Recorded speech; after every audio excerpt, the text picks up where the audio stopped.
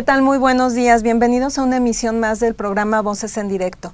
Un esfuerzo que hacemos en El Economista para aproximar a ustedes, nuestros suscriptores y lectores, con los principales analistas del mundo financiero. En esta ocasión me acompaña en la conducción Manuel Ombera y yo soy Yolanda Morales, perdón. Hola Manuel, ¿cómo estás? ¿Qué tal, Yolanda? ¿Cómo estás? Muy buenos días. Bienvenidos, buenos días a todos. Es un placer de nuevo estar aquí con ustedes. Y el día de hoy tenemos la visita del doctor Alexis Milo, economista en jefe del Deutsche Bank.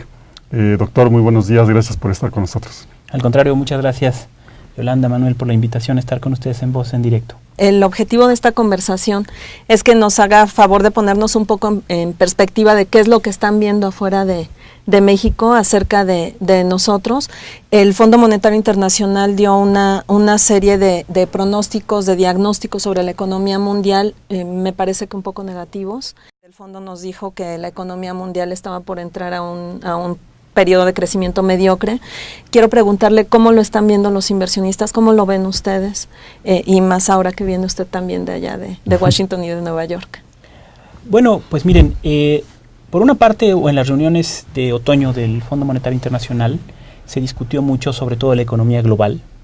Dentro de esa economía global hay preocupaciones sobre todo por lo que pueda pasar en Europa y la posibilidad de que el crecimiento en esa parte del mundo sea menor. Hay preocupaciones también para Estados Unidos, aunque un poco en menor grado. En ese sentido podríamos decir que las preocupaciones de crecimiento, desarrollo para los próximos años en nuestra región son, digamos, menores a las del mundo en su conjunto. Ahora, aún dentro de la región latinoamericana, México tiene una percepción favorable, sobre todo porque países como Brasil o Argentina enfrentan particularmente retos importantes, también Venezuela, con la reciente caída en los precios del petróleo. Y en este contexto, México en la región se ve bien, se ve sólido.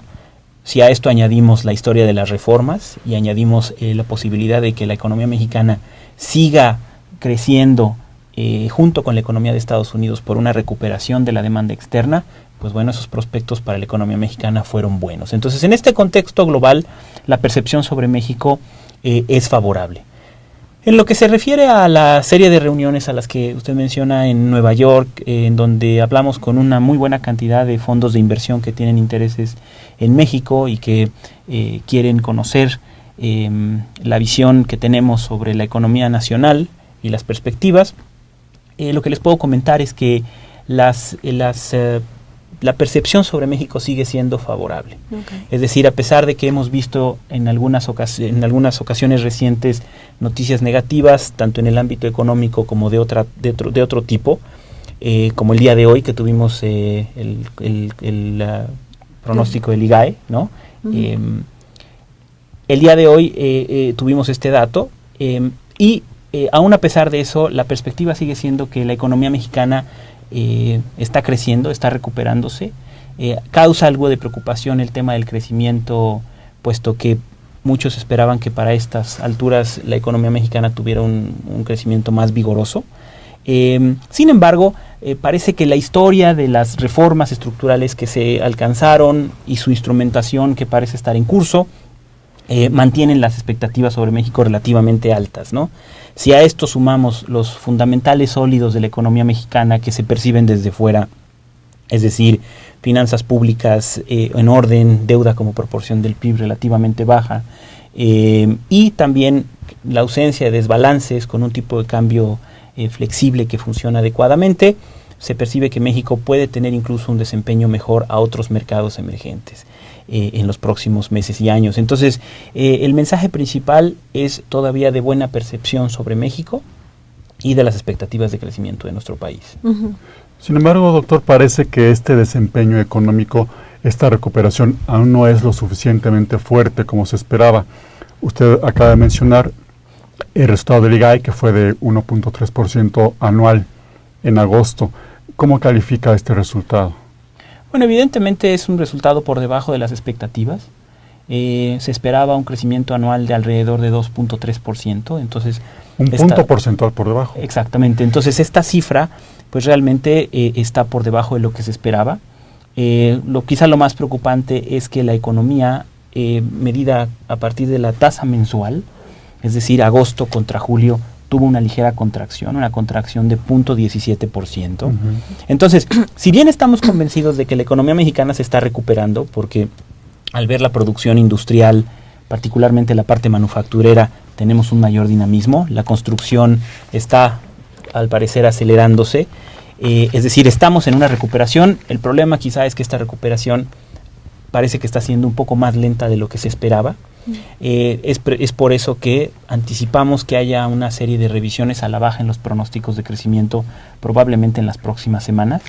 Nosotros tenemos una tasa de crecimiento esperada para este año de 2.3%, la cual, si bien está ligeramente por debajo del consenso, que es alrededor de 2.5%, sigue implicando una aceleración importante de la economía mexicana en los últimos 4 meses, los 4 meses del año para los que todavía no tenemos información. Entonces, este dato de crecimiento evidentemente es desfavorable para las expectativas de crecimiento, pero bueno, esperemos que la actividad económica se acelere en los meses que vienen. Doctor, me llama mucho la atención las observaciones que usted hace sobre lo que están viendo los inversionistas acerca de México, sobre todo porque en estas 3 semanas, en las últimas 4 semanas, el riesgo país ha sufrido un aumento. Lo mismo el tipo de cambio, ha habido una depreciación. ¿Qué es lo que están diciendo entonces? Qué bueno que lo menciona Yolanda, porque es una aclaración interesante. Lo que nosotros vemos es que ante la posibilidad de que la política monetaria en Estados Unidos se normalice, es decir, que Estados Unidos, la Reserva Federal en ese país, empiece a subir las tasas de política monetaria, lo que vamos a ver y esperamos es que en las economías emergentes veamos un ligero deterioro de las condiciones financieras, es decir, mayores tasas de interés, subida en los índices de riesgo país, depreciaciones del tipo de cambio. Ahora, lo importante aquí es que en ese contexto México puede tener un mejor desempeño que el resto de las economías. Es decir, esperaremos que las tasas de interés aumenten globalmente, México no va a ser la excepción. Esperaríamos ver que los tipos de cambio de las economías emergentes en la región y en otras regiones se deprecien. México probablemente no será la excepción. Pero lo que digo es que dentro de ese contexto, estos movimientos desfavorables en las condiciones financieras van a ser relativamente mejores en México, ¿no? Lo que le llamamos un desempeño mejor que lo que está sucediendo en otros países. Y esto es muy importante y es lo que hemos visto. De hecho, si vemos, desde que Estados Unidos, desde que la Reserva Federal empezó a señalar que iba a empezar a retirar el estímulo monetario, lo cual sucedió en mayo del año pasado, la depreciación acumulada del peso es de las menores entre las economías emergentes, ¿sí? E incluso los movimientos de tasas como los que menciona del riesgo país o de las coberturas de los bonos han tenido un movimiento en México menos desfavorable que lo que sucede en otras economías. Y esto es algo muy bueno porque quiere decir que cada vez más y más los inversionistas están pudiendo hacer una diferenciación de lo que está sucediendo en México de lo que está sucediendo en otro lado e identificar cuáles son las vulnerabilidades y fortalezas relativas de cada país. Y esta diferenciación es muy importante para evitar pues periodos de contagio que resultan muy preocupantes en situaciones de alta volatilidad como esta, ¿no? Claro. Doctor, pues un panorama en general positivo el que nos da usted en esta primera impresión de los inversionistas de Nueva York. Nosotros vamos a una pausa para regresar, Yolanda, con preguntas de nuestros suscriptores.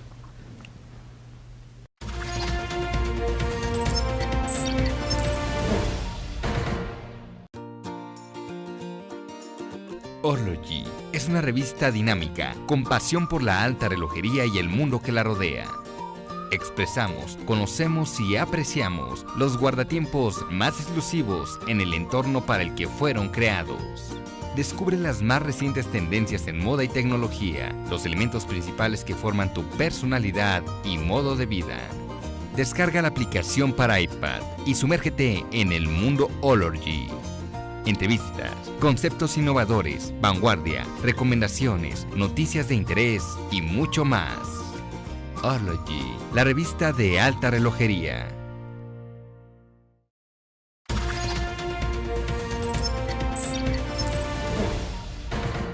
Estamos de regreso en Voces en Directo con Alexis Milo, el economista en jefe de Deutsche Bank en México.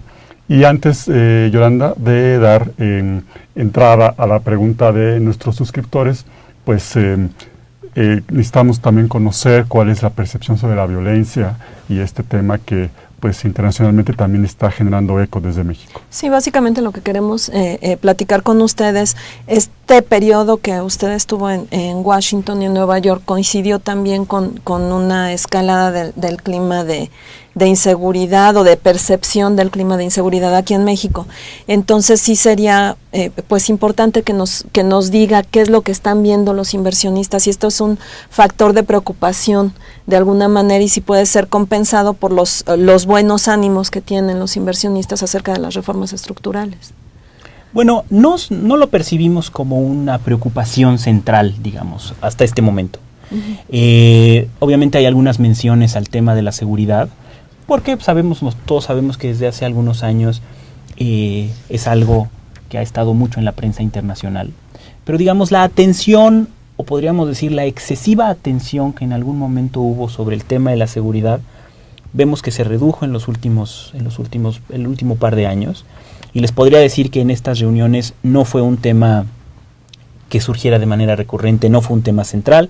Quiere decir que todavía no es una preocupación importante. Ahora, como usted bien menciona, Yolanda, esto es algo que puede cambiar relativamente rápido, sobre todo porque pues la prensa internacional ha hecho referencias en la última semana a estos temas de seguridad y bueno, muchos de estos medios tienen un eco importante en la opinión internacional sobre México y esto podría cambiar. Pero les diría, habrá que esperar, habrá que ver la manera en que estas noticias son digeridas, habrá que ver también cómo se desarrollan estos eventos. Pero por el momento todavía no es una preocupación importante la cuestión de la seguridad, o por lo menos no que desde el punto de vista exterior inhiba la inversión financiera, ¿no? Ok. ¿Y ustedes particularmente estarían esperando algún repunte en el riesgo país de esta semana? Porque la semana pasada ya se había registrado se había como que calmado la subida que traíamos de las semanas anteriores. ¿Qué es lo que están esperando para esta semana?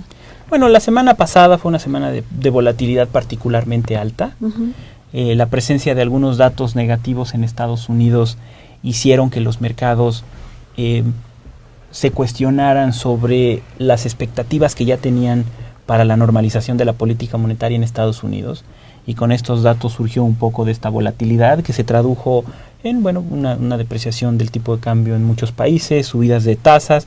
En este sentido, lo que esperaríamos para las próximas semanas es, en ausencia de estas noticias perturbadoras, digamos, para los mercados, pues veríamos un poco más de calma, veríamos probablemente una recuperación, una disminución en las tasas de interés globales y también una recuperación en los tipos de cambio de las economías emergentes, en ausencia, digamos, de toda esta volatilidad. Pero eso aún está por verse. Realmente los mercados están poniendo mucha atención a cuál es el nuevo consenso o la nueva idea general sobre la política monetaria en Estados Unidos. Estas noticias lo que hicieron fue generar una expectativa de que quizá la Reserva Federal podría subir sus tasas de interés después de lo que se esperaba. Y bueno, ese es un poco el ajuste que estamos viendo en los mercados, ¿no? Ok, muy bien. Pues sí, si nos permite comenzar ya con las preguntas de nuestros suscriptores, porque la base de este programa es precisamente que ellos platiquen con usted. Y estas preguntas nos las manda de nuestra red de periódicos asociados en El Economista en América Latina, periódicos especializados de Paraguay y Perú. Nos la envían Augusto Toussaint y Marco Belmonte, y ellos le preguntan si el ingreso de México al MILA podría fortalecer la visión de los inversionistas. Bueno, esto es un programa, digamos, de comercio exterior adicional. México es una economía ya muy abierta. No olvidemos que después del Tratado de Libre Comercio que se firmó, digamos, ya hace más de 20 años, y los subsecuentes tratados de libre comercio han venido abriendo la economía mexicana. Obviamente este tipo de integraciones de México en otros grupos de acuerdo, en otros acuerdos de libre comercio regionales o con otras economías, obviamente pueden tener un impacto positivo, pero bueno, de alguna manera es parte de la tendencia a la apertura comercial que ya traemos, ¿no? Uh-huh. Yo les diría que lo que es más importante para México en este momento es que en Estados Unidos se dé una recuperación general, digamos, de la actividad económica en ese país, sobre todo de la demanda de los bienes y servicios que exporta México, y es ahí de donde esperaríamos que fuera la mayor parte de la recuperación, por lo menos de la demanda externa, ¿no? Uh-huh. Muy bien. Doctor, sobre el tema anterior que usted estaba mencionando, del incremento de las tasas por parte de la Fed en Estados Unidos, Celeste Díaz nos pregunta, más bien, es una inquietud en realidad, sobre el tema de la inflación en México, que está por encima de la meta actual. Y en ese sentido se pregunta si las tasas de interés en México se ajustarán, incluso pudiera ocurrir antes de que la Fed lo haga. Y también le interesa saber si esto va a tener alguna repercusión para los inversionistas. Es un tema sin duda muy importante y en efecto, como lo menciona su lectora, la inflación se encuentra por arriba del objetivo. Ayer tuvimos justamente el dato que lo ubicó en 4.32% anual, cuando el objetivo del Banco de México tiene como límite superior 4%. Sin embargo, hay que recordar que la inflación en México es altamente estacional. Es decir, la inflación tiende a ser menor en los primeros meses del año, en la primera parte del año, que es cuando tenemos pocos choques a los productos agropecuarios y que además entran en vigor los subsidios a la electricidad, y esto nos lleva a tasas relativamente bajas en general en los meses de mayo, junio, ¿sí? Y después tenemos, por lo general, por factores estacionales, una subida en la inflación en los últimos meses del año, en el último trimestre principalmente, porque lo mismo que mencioné se revierte. Es decir, tenemos algunos choques a productos agropecuarios, como en esta ocasión hubo algunos choques a la carne de puerco que se repercutió en el pollo y en otros tipos de estos productos, y también por el retiro de los subsidios a la electricidad en 15 ciudades de manera programada. Entonces, lo que esto quiere decir es que la inflación está, digamos, de manera transitoria en estos niveles superiores a 4.3, pero lo que esperaríamos es que la inflación entonces se redujera de manera importante y cerrara el año alrededor del 4%, quizá ligeramente arriba. Entonces, en este contexto, la inflación, lo que vemos es transitorio, incluso para el año que viene, con los menores incrementos en los precios de la gasolina que se espera. Y el efecto base favorable de que no habrá nuevos impuestos como lo hubo en este año en el que estamos, esperaríamos que el año que viene la inflación se redujera de manera sustancial, como ya lo ha señalado el Banco de México, a principios del año que viene. En este contexto es en el cual no vemos una subida de tasas, de la tasa de política monetaria por parte del Banco de México, porque además, dado los datos recientes de actividad económica que, como mencionábamos al inicio del programa, han sido un poco más débiles de lo que se esperaba, pues no es un contexto en el cual veamos una subida de tasa. Lo que nosotros en ese sentido esperaríamos es que el Banco de México suba tasas junto con la Reserva Federal, más o menos al mismo tiempo, lo cual hace sentido. Es una política que el Banco de México siguió por muchos años, ha seguido por muchos años, estar sincronizado con la Reserva Federal. Y como les decía, hace sentido, puesto que esa estrategia de política monetaria mantiene las condiciones monetarias relativas entre los dos países más o menos estables, más o menos constantes, ¿no? Entonces esperaríamos que el Banco de México subiera tasas en algún momento de 2015 junto con la Reserva Federal, y esto de alguna manera haría referencia a lo que comentábamos previamente. Habrá que ver entonces cuál es el nuevo consenso y la nueva expectativa de subida de tasas por parte de la Reserva Federal, y creemos que ese va a ser el tiempo que va a seguir el Banco de México para hacer lo propio. Bueno, pues si nos permite nos vamos a un corte con esta respuesta y regresamos para ya las últimas preguntas de nuestros suscriptores. Muchas gracias.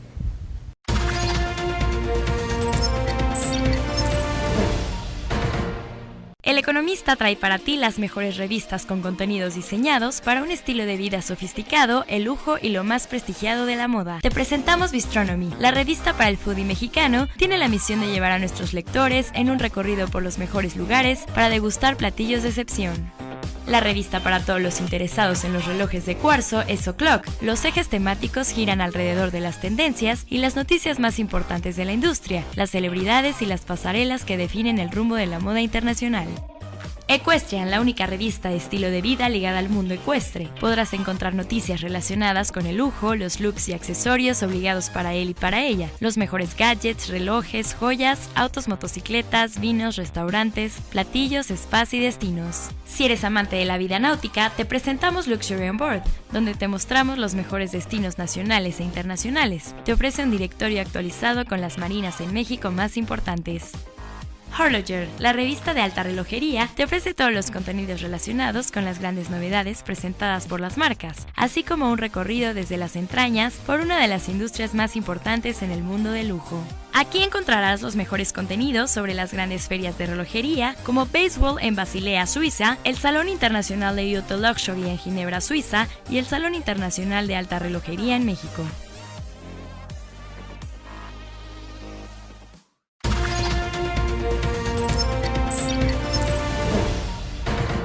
Pues ya regresamos, estamos platicando con el economista en jefe para México del Deutsche Bank, Alexis Milo, y estamos pasándole las preguntas que nos enviaron ustedes, nuestros suscriptores, vía Twitter y vía Facebook. Doctor, una pregunta que nos hizo llegar David Ramos, nuestro suscriptor, y él lo que nos dice es, si usted está viendo que hay tanto interés de los inversionistas en México, si esto no puede ser un factor de riesgo en la normalización de tasas de Estados Unidos. Evidentemente, es una fuente de riesgo, es decir, es una fuente de riesgo para todas las economías emergentes que las tasas de interés suban en Estados Unidos. Porque, como ustedes bien lo saben, en esas circunstancias hay volatilidad, hay un ajuste de los flujos de capital globales y evidentemente no son condiciones favorables para países en vías de desarrollo, economías emergentes.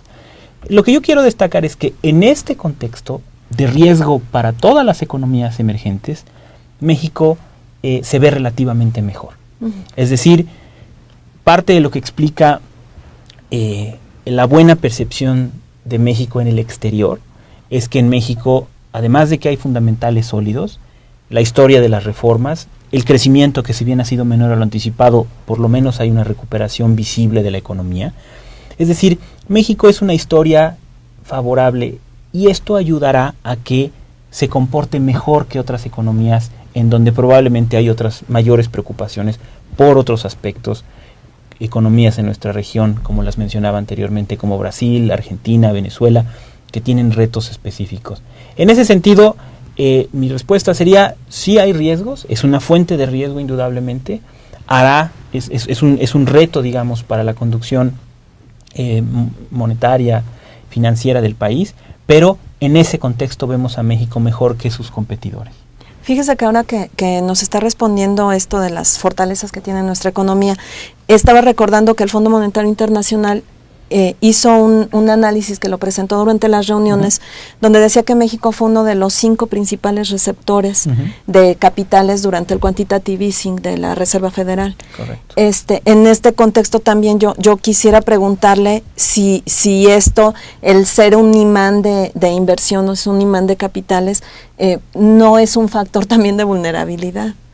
Mire, si comparáramos el comportamiento del riesgo país o de lo que se conoce como las primas para asegurar o cubrir bonos soberanos mexicanos, que son los conocidos como Credit Default Swaps, México ha tenido un comportamiento mejor que el resto de las economías emergentes. En ese sentido, si bien México fue un gran receptor de recursos durante la etapa en que la política monetaria en Estados Unidos fue laxa, esperaríamos que estos fundamentales, como lo estamos viendo ahora que esa situación es probable que se revierta, van a seguir ayudando a la economía mexicana a tener un mejor desempeño. Como les decía, esto es una situación de riesgo, puesto que siempre puede haber volatilidad, siempre puede haber un comportamiento desordenado de los mercados financieros globales, siempre puede haber situaciones de volatilidad extrema que generen flujos de capital bruscos, pero no vemos a México con un riesgo particular en ese sentido, sino todo lo contrario. Muy bien. Doctor, un dato interesante para conocer también este atractivo de México y esta distinción que hacen frente a otros países es observar la tenencia de extranjeros sobre el papel gubernamental, sobre los CETES. Entiendo que es alrededor del 50%, más o menos la mitad. ¿Qué implicación tiene esto? ¿Es positivo que los extranjeros tengan pues la mitad del papel gubernamental en sus manos? ¿Es favorable o desfavorable? Mira, Manuel, es muy buena pregunta. México, el peso mexicano es la moneda de países emergentes con la que más se comercia. Es la moneda más comerciada entre países emergentes. El peso mexicano, el volumen de transacciones en pesos es incluso mayor al de economías desarrolladas que tienen un tamaño menor. En ese sentido, la participación de extranjeros en los títulos mexicanos pues es una realidad global y esa participación ha crecido de manera muy importante en los últimos años. Y se reforzó incluso todavía más cuando la historia sobre México empezó a ser favorable por las reformas y por toda una serie de mejoras en los prospectos de largo plazo. En ese sentido, yo vería esta alta participación de extranjeros como una constante de aquí hacia adelante. Obviamente puede haber fluctuaciones en esa participación de los extranjeros en los títulos mexicanos. Podemos ver, y lo hemos visto en los últimos meses y años, momentos de mayor apetito por títulos mexicanos o de menor apetito. Es decir, podremos ver algunas fluctuaciones que evidentemente se traducirán en movimientos del tipo de cambio, de las tasas, pero creo que dentro de una tendencia en donde esa tenencia de valores gubernamentales ya es alta y en donde no esperaríamos que hubiera una reversión importante.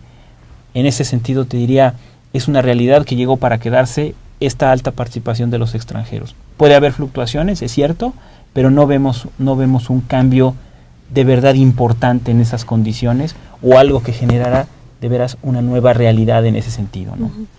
Doctor, volviendo un poco a la pregunta que le hacía yo al principio de nuestros suscriptores, de los periódicos económicos asociados sobre el mercado integrado latinoamericano, el MILA, ¿sería posible que, pensando en que el peso mexicano es una de las monedas más transadas o la más transada entre los emergentes, podría haber como mayor flujo y por tanto mayor demanda de títulos mexicanos a partir de esta integración que creo que ya es a fines de este mes? Puede ser, pero mucho de esto va a depender de cómo se desempeñe la corrección de la política monetaria en Estados Unidos hacia futuro. Okay. Es decir, el mensaje que yo quisiera transmitirles es que estamos en un momento en donde vamos a ver volatilidad, en donde no necesariamente vamos a ver condiciones favorables para las economías emergentes, pero dentro de esas condiciones favorables México va a tener un mejor desempeño. Y este tipo de situaciones estructurales como este nuevo acuerdo de integración con América Latina, obviamente va a tener un impacto positivo, pero de nuevo todos estos impactos positivos de alguna manera estarán determinados por las condiciones financieras globales que esperamos sean favorables para México. Muy bien. Pues muchísimas gracias por haber estado con nosotros, doctor. Es un panorama muy interesante el que nos está mostrando, es como un poco más brillante del que de pronto podíamos pensar a la luz de todos los eventos sociales que se han venido dando aquí en México, sin demeritar obviamente lo que está sucediendo aquí internamente.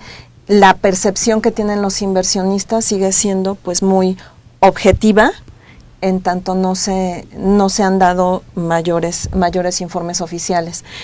Los inversionistas sigue pesando en ellos más el desarrollo y la estabilidad financiera que tiene el país, por lo que nos está diciendo, y obviamente la situación macro mundial guiada por la decisión de la Reserva Federal de Estados Unidos.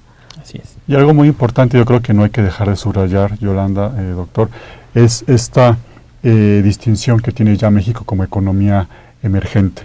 Sí, se está fortaleciendo como un país al que los inversionistas extranjeros ya identifican de manera particular con ventajas específicas y que separan de otras economías.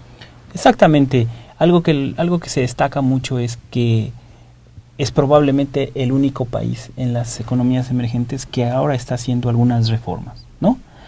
Algunas de estas reformas llevaban ya años sobre la mesa y qué bueno que ahora se lograron finalmente, pero lo que los inversionistas ven hacia adelante es que México es probablemente uno de los países que más rápido se están transformando, y creo que habrá mucha atención en los próximos meses y años a la instrumentación de estas reformas, porque precisamente toda la atención positiva que estas reformas han generado, obviamente generarán un seguimiento muy cercano por parte de los mercados de la instrumentación de las dos reformas, siendo las dos principales en nuestra opinión, la energética y la de telecomunicaciones. Esa parte será muy importante y seguramente dará mucho de qué hablar hacia futuro. Doctor, nada más, antes de irnos quisiera preguntarle, ¿cuál es la estimación que tienen ustedes de crecimiento para México para el año entrante y la de largo plazo a partir de la llegada de inversiones a estos dos sectores que mencioné, energético y telecomunicaciones? Sí, para el año que viene esperamos un crecimiento de 3,5%, una tasa de 3.5%, y para los siguientes años esperaríamos que el conjunto de reformas, pero como decía hace un momento, sobre todo la reforma energética, y el impacto que puede tener, sobre todo a través de la inversión extranjera directa que llega, esperaríamos que sobre un crecimiento potencial de 3%, en el mediano y largo plazo las reformas añadieran entre 1 y 1,5 puntos porcentuales de crecimiento por año. Entonces estamos viendo el nuevo crecimiento potencial de México entre 4 y 4,5%, que creemos que es conservador, ¿sí? Porque estamos obviamente esperando y muy atentos de ver en el desarrollo y, como decía hace un momento, en la instrumentación de las reformas estructurales que tuvimos, y donde, bueno, como ustedes saben, hacia adelante todavía hay retos. Pasó la parte legislativa, pero todavía tiene que, esperamos ver mucha actividad regulatoria y mucha, digamos, actividad por parte de privados y públicos para hacer una realidad lo que ahora ya es, digamos, un nuevo marco jurídico en muchos sectores industriales en México, como la energía y las telecomunicaciones. Claro, pues muy bien, muchísimas gracias por estas opiniones y estas observaciones. Le agradezco mucho haber participado con nosotros aquí en Voces en Directo. Muchísimas gracias, Manuel. Gracias, Yolanda, un placer. Y a ustedes les recuerdo que pueden ver nuestras emisiones anteriores en la página del periódico en la dirección www.eleconomista.mx/voces-medio directo. Muchísimas gracias por haber estado con nosotros. Nos vemos en la próxima emisión.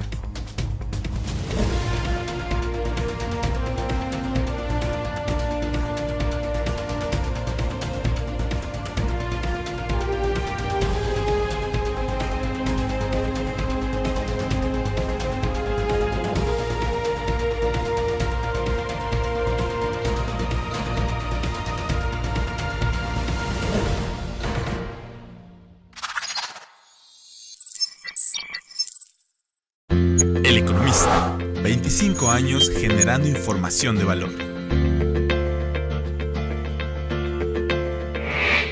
En diciembre de 1988 nace El Economista, periódico que desde sus inicios tiene como columna vertebral los temas económicos, financieros y de negocios, refiriendo también a temas de la política del país.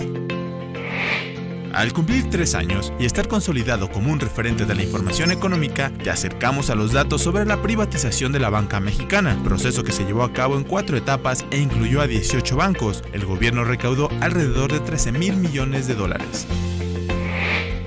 Para 1994, la información económica cimbraba al país, cuando el gobierno emitió deuda interna en pesos e indexada al dólar, con vencimientos a corto plazo que llevaría el efecto tequila. Además, se observó una drástica caída en las reservas internacionales y la devaluación del peso frente al dólar.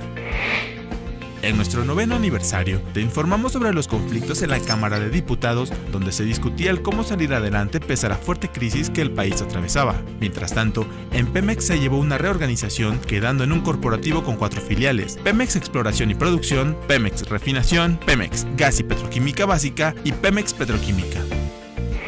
Con la llegada del nuevo milenio, llegó también un nuevo partido al poder en México, lo que se tradujo en diversos cambios políticos. Ese mismo año, la industria automotriz registró un repunte y alcanzó su nivel máximo de producción, 1.923.544 unidades.